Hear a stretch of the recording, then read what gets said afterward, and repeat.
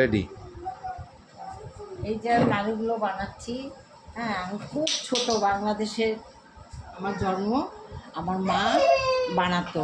হ্যাঁ, তখন আমি দেখতাম মা কীভাবে কী করে। আমি যখন খুব ছোট ছিলাম, বাংলাদেশে আমার জন্ম, আমার মা এসব নাড়ু বানাতো, নানান ধরনের মিষ্টি নাড়ু মোয়া এগুলো বানাতো। আজকে আপনাদের সাথে একটু শেয়ার করছি কথা বলে। এতদিন আমি কথা বলিনি, বেশি আপনাদের সাথে সময় দিতে পারিনি, তাই আজকে একটু সময় দিচ্ছি। হ্যাঁ, এইগুলো এগুলোতে বলে টাটকা ক্ষীরের নাড়ু। আমি খুব ছোট, তখন আমার বয়স কত হবে, 5-6 বছর বয়স। তখন আমি দেখেছি, এখন আমার 61 চলছে।